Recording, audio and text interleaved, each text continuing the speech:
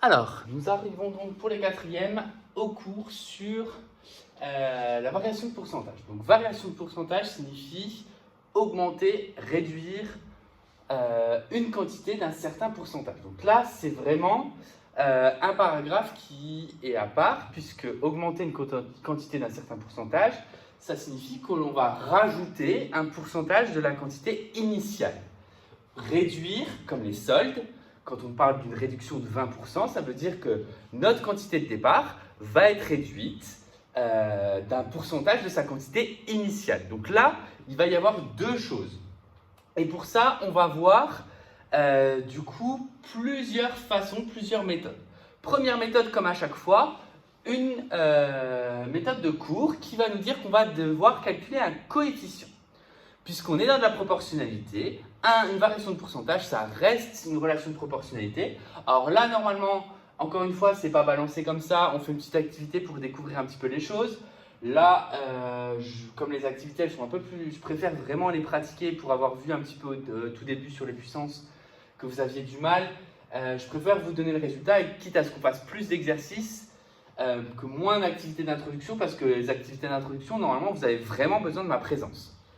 Ici, donc augmenter de A%, c'est déjà calculer le coefficient de proportionnalité 1 plus A%. Exemple, si on a une augmentation de 20%, eh ben on va calculer 1 plus 20%. Pourquoi le 1? Parce que c'est tout simplement 100%. Donc au final, ce que j'appelle 1, c'est aussi 100%. Donc c'est-à-dire que mon pourcentage va passer de 100% et on va lui augmenter, on va l'augmenter de 20%, donc à la limite ça va devenir 120%. Donc là, clairement, le coefficient d'augmentation, ça va être 1 plus le pourcentage qui va vous être donné. Pour la réduction, ça va être pareil, sauf que à la quantité de départ au 100%, on ne va pas additionner, puisque ça ne va pas être une augmentation, mais ça va être une réduction. Donc une réduction, par exemple, des soldes de 20%, ça veut dire que notre quantité de départ va passer de 100% à 100 moins 20%, c'est-à-dire à 80%. Et donc, du coup, ça va nous donner un coefficient. Quoi faire une fois qu'on a calculé ce coefficient? Eh bien, on va avoir la relation là qui est super importante, c'est que notre coefficient va nous permettre de faire, ça va être le coefficient de proportionnalité, qui va nous permettre de passer de la valeur de départ à la valeur d'arrivée, ou de la valeur initiale à la valeur finale. C'est quoi la valeur initiale? C'est la valeur qui n'a pas été encore modifiée, c'est-à-dire qui n'a pas été encore augmentée ou réduite. C'est le prix, par exemple, non soldé. Et la valeur finale, ça serait par exemple le prix soldé dans le cadre d'une réduction. Premier exemple du coup, ici, dans un match de PES. Vous avez peut-être vu quelques liens stream que j'efface au fur et à mesure. Certaines fois, dans certains matchs, malheureusement dans certains matchs, les statistiques des joueurs vont être augmentées ou diminuées par rapport à une flèche de forme. Avoir une flèche haute, alors en l'occurrence ici c'est une flèche bleue, signifie que les attributs du joueur sont en moyenne augmentés de 10%. C'est-à-dire qu'un mec qui a 85 va se retrouver avec une note globalement augmentée de 10%. Quelle va être cette nouvelle note? Pour savoir ça, on va utiliser donc la première méthode qui est le calcul du coefficient.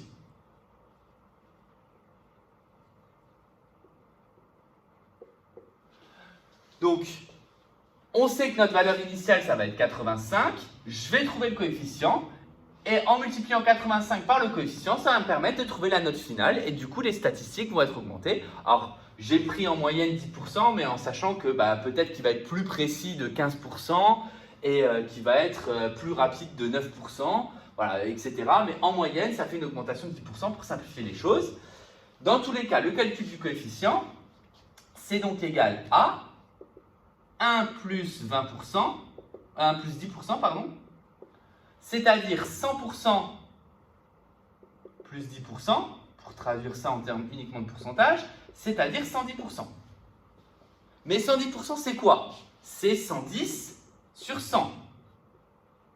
Et quand on divise par 100, cela revient à décaler la virgule de 2 rangs vers la gauche, c'est-à-dire que le coefficient multiplicatif, c'est 1,1. Ce petit travail technique, il va falloir être capable de le faire de tête. Quand je vais vous parler d'une augmentation de 10%, il va falloir être capable rapidement de me dire que le coefficient associé, c'est 1,1. Quand je vais vous parler d'une augmentation de 50%, le coefficient associé sera 1,50. Donc pour les augmentations, c'est relativement simple. Attention quand même, on a le droit de faire des augmentations au-delà de 100%. Pour les réductions, ça va être le même principe, sauf qu'à la place de là, on va avoir du moins. Et donc du coup, le nouvel attribut de ce joueur, il va passer, donc calcul de sa note. La nouvelle note va donc être égale à 85, qui est la valeur initiale, multipliée par 1,1. Et 85 multiplié par 1,1, ça va donner 93,5. Donc ça veut dire que sa note va être environ de 93,5. Donc une flèche bleue qui peut bien casser les pieds dans un jeu de foot, c'est parce que tout simplement toutes les caractéristiques vont nettement augmenter. Il va être plus rapide, plus costaud, plus précis dans ses passes. Il va faire des frappes des fois de loin. On va se dire mais c'est quoi cette frappe qui rentre? Ça va être tout simplement parce que ses caractéristiques ont été augmentées de 10% et qu'il va passer d'une note de 85 qui est moyenne à 93,5 qui correspondrait à peu près à la note de Ronaldo.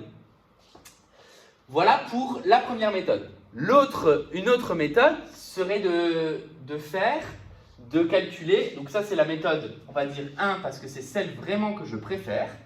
La méthode 2, ça va être un tableau. Et la méthode 3, ça va être une méthode qui fonctionne, que vous utilisez très régulièrement mais qui fonctionne un peu moins.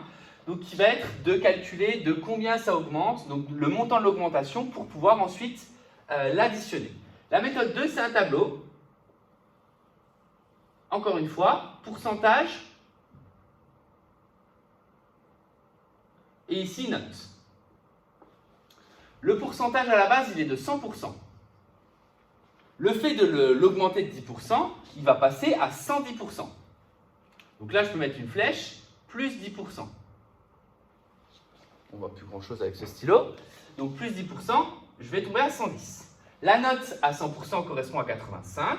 Et pour trouver la valeur qu'il y a là, tout simplement, un produit en croix, par exemple, ou de calculer le coefficient qui permet de passer de 100 à 85, peu importe, dans tous les cas, on peut trouver ce résultat-là à l'aide du produit en croix suivant. Donc, si je note ça x, le produit bleu est égal au produit rouge, c'est-à-dire que 100 fois x est égal à 85 fois 110, c'est-à-dire que x est égal à 85 fois 110 sur 100. Au passage, 110 sur 100, c'est égal à 1,1. On l'avait trouvé ici. Donc, on retrouve exactement 93,5. Donc, la nouvelle note est de 93,5. Ça, c'est la méthode 2, donc la méthode du tableau. Donc, soit on calcule le coefficient de proportionnalité et on fait, et c'est là où c'est important à comprendre, on utilise cette relation-là, soit on utilise le tableau, ou alors, et ça c'est ce que vous faites principalement quand vous allez faire les soldes, la méthode 3, c'est d'abord calculer la valeur de la hausse, ou la valeur de l'augmentation. Augmenter de 10%, ça signifie qu'on va additionner à notre note 10% de son contenu. Donc, c'est-à-dire qu'on va calculer 10% de 85. Calculer 10% de 85, c'est 10 sur 100 fois 85. Ça revient à dire 8,5. Ça veut dire que notre note va être augmentée de 8,5. Si elle est augmentée de 8,5, je repars de mon 85 qui correspond à mon 1, à mes 100%, et je lui ajoute 8,5 et je retrouve 93,5. Cette méthode fonctionne bien quand on a les choses dans le bon ordre, c'est-à-dire quand on connaît la valeur initiale et le pourcentage, vous pouvez utiliser cette méthode. Parfois, on va vous donner la valeur finale, le pourcentage, et on va vous demander de retrouver la valeur initiale. Cette méthode fonctionne nettement moins bien. Donc, je vous la présente une fois parce que c'est ce que vous faites régulièrement, mais c'est clairement pas celle qu'il faut privilégier. Maintenant, même chose sur une réduction. De nouveau les trois méthodes.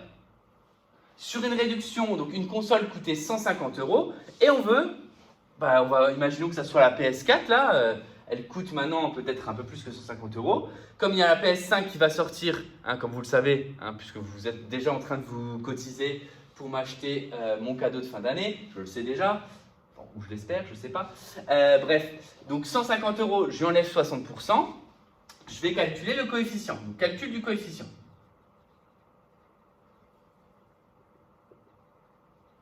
Le coefficient, je pars de 100%, de 1, auquel je enlève 60%. Il reste donc 40%. Mais 40%, c'est égal à 0,4. Donc parce que c'est 40 sur 100. Donc ça veut dire que ma valeur finale, ça va être 0,4 fois ma valeur initiale. Ainsi, le nouveau prix, le prix soldé, est égal à 150 fois 0,4, c'est-à-dire 60 €. Donc le prix soldé de cette console, peut-être d'occasion, passe de 150 à 60 €. Attention, vous allez voir qu'en utilisant la méthode 3, malheureusement, des fois, vous arrêtez à la première étape, j'y reviendrai. Deuxième méthode, c'est tout simplement un tableau, de la même façon. Donc là, je ne vais pas redétailler le calcul du produit en croix. Pourcentage prix. Les 100%, c'était avant la réduction, ça correspond à 150. Et je perds 60%, donc ça veut dire qu'il me reste 40%. Qu'est-ce que je suis en train de faire quand je fais ça? Tout simplement, je suis en train d'identifier mon coefficient. Mais je le fais de façon peut-être un peu plus subtile. Comment faire pour trouver ici la valeur là? Je peux constater par exemple qu'ici c'est fois 1,5, puisque je suis dans un tableau de proportionnalité. Et donc du coup, le prix réduit sera de 60 €. Ainsi, ma console qui coûtait 150 € va être réduite avec une réduction de 60%, va passer à 60 €. Troisième méthode, et c'est vraiment la méthode que vous utilisez pendant les soldes, qu'est-ce que vous faites quand vous voyez normalement un prix soldé? On vous marque moins 20% ou moins 60% sur un article. Et on ne vous marque pas le détail du calcul. D'ailleurs, je vous conseille toujours de vérifier. Les magasins peuvent faire des erreurs. Si c'est en votre faveur, ne rien dire. Si c'est en votre faveur, vous allez voir le patron, vous dites « Oh, c'est quoi cette arnaque là? J'ai fait le calcul, je ne trouve pas ça. » Vous essayez d'arnaquer les gens là, c'est des propos… vous mentez à vos clients et normalement, vous arriverez certainement à négocier des prix. Donc, vérifiez toujours vos calculs, ça c'est très important. En tout cas, quand vous avez le temps de le faire. Donc ici, la réduction, on la calcule. Donc, si on a 60% de réduction, ça veut dire qu'on va calculer 60% de 150 €. Donc, pour calculer 60% de 150 €, ça va être uniquement le montant de la réduction. Ça ne va pas être votre nouveau prix. 60% de 150 €, ça fait 60 sur 100 fois 150, ça revient à 90 €. Ça ne veut pas dire que votre console coûte 90 €, ça veut dire que vous allez obtenir une réduction de 90 €. Donc le prix de la console, le nouveau prix, ça va être égal à 150 moins 90. 150 moins 90, ça donne donc de nouveau un prix à 60 €. Ce qui nous permet du coup de conclure de 3 façons différentes que si on fait une réduction de 60% sur un montant qui coûtait 150, on obtient un prix de 60 €.